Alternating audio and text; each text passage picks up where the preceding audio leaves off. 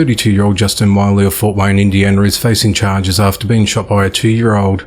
On the 9th of September, police found Justin suffering from a gunshot wound in the middle of his upper back.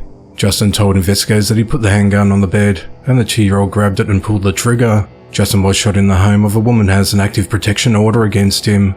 The woman told police she heard a gunshot, followed by Justin yelling, "He shot me." She told police that Justin said he just put the gun behind him and didn't think the child would go behind him.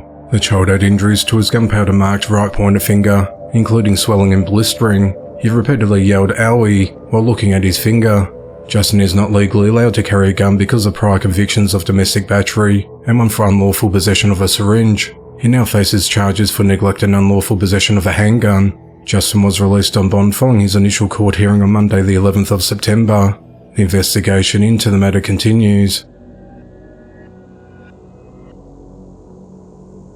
43-year-old David Smith is behind bars after shooting his ex-girlfriend's 38-year-old brother.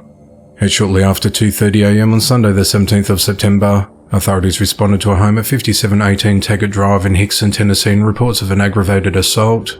When first responders arrived, they found Trevor Bennett lying in the driveway and not moving with a gunshot wound to his head. Medics rushed him to the hospital in a critical condition. Investigators found a samurai sword and a sheath outside near the front door of the house. The victim's sister told investigators that David showed up at her home uninvited earlier that morning and appeared drunk. She was nervous and told police that David had physically assaulted her in the past. She said what started as an argument escalated when David exited the home and returned with a samurai sword. David became aggressive and accused her of cheating on him and sleeping with other men. He then grabbed her by the throat and told her if she's not going to be with him, then she's not going to be with anyone. Fearing for her life, she began to scream for help. Trevor heard her sister's screams and rushed upstairs from the home's basement holding a handgun. Trevor told David he would shoot him if he didn't let go of his sister. The two began arguing when David and his ex-girlfriend's young son went into the room to see what was happening. David then threw his ex-girlfriend to the floor. The child told police that his uncle Trevor pushed his father out the front door, and the two continued to argue outside the home. The boy said he stopped briefly to help his mother, then ran outside. The child said that when he got outside, he saw his father on his back shoot his uncle in the head who was standing over him. The boy said he was unsure how his father got a hold of Trevor's gun. David fled the scene but was arrested the next day. Trevor underwent brain surgery and doctors said his recovery could take up to a year. David's been charged with 1 count of first-degree attempted murder, 2 counts of aggravated assault, and 1 count of aggravated burglary. He's held at the Hamilton County Jail with bail set at $150,000. The investigation into the matter continues. 70-year-old Thomas Ribby is behind bars after fatally shooting his 16-year-old grandson Royce Osborne. At around 11:30 p.m. on Sunday the 17th of September, authorities responded to an apartment building in the 400 block of North Price Lane in Clinton, Missouri and reports of shots fired. When first responders arrived, they found Royce lying face down unresponsive on the sidewalk in a pool of blood with a gunshot wound to his chest. Medics transported him to the Golden Valley Memorial Hospital, where he was declared dead. As police arrived, they found Thomas outside, but he refused orders of officers and instead walked back into the apartment and locked the door. Officers later entered the apartment and arrested him. Investigators searched the apartment and found a handgun tucked in a bookshelf and a spent shell casing on the sidewalk outside of the apartment. A witness later told police she was in bed inside the apartment Sunday night when she heard a bang. She said Royce walked into the bedroom clutching his chest and said, "Papa shot me."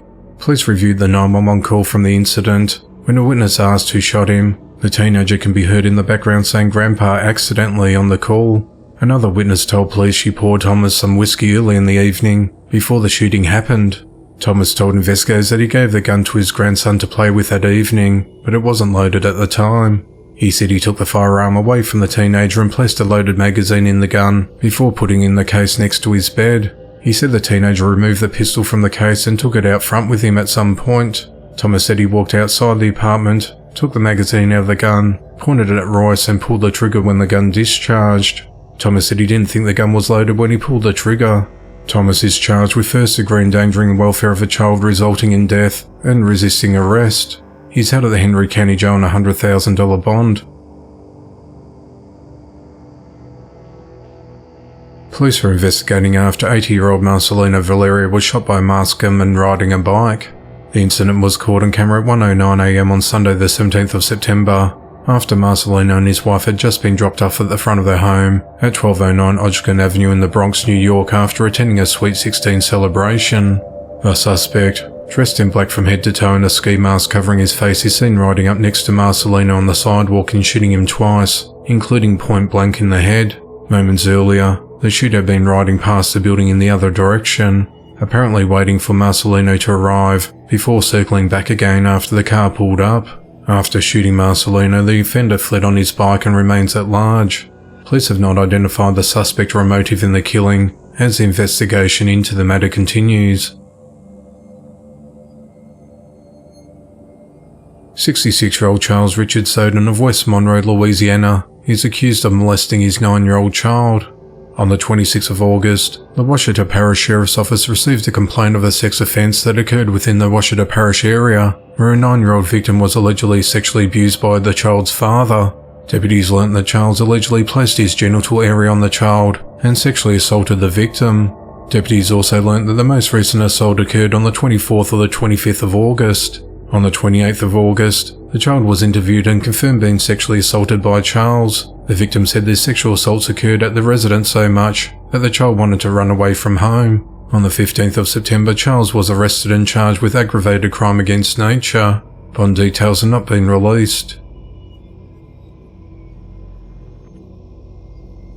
The mother and great-grandmother of 3 children are behind bars after almost starving 3 young children they lived with to death. 26-year-old Hannah Johnson was charged with 6 counts of endangering children and 3 counts of kidnapping, while Hannah's grandmother, 72-year-old Diana Johnson, faces 3 counts of endangering children. Earlier this month, authorities responded to a residence at 659 Halsey Avenue in the Seddonsville neighborhood of Cincinnati, Ohio, after someone called to report a foul odor coming from the house. When police arrived, they were told it was just a dead raccoon under the porch. Officers did not see the children and left. Hannah then drove her emaciated kids aged 7, 6 and 4 years old to her mother's house in Tennessee. Once they got to Tennessee, Hannah's mother saw the condition of the children and immediately took them to hospital for treatment. Authorities said that the children were severely malnourished and will require months of hospitalization. The kids were described as having near-fatal injuries due to starvation, with all 3 of them weighing less than 30 pounds. On the 14th of September, Hannah was booked into the Hamilton County Jail, while Diana was booked in the next day. Hannah's bond was set at $25,000, while Diana's been set at $3,000. The investigation into the matter continues.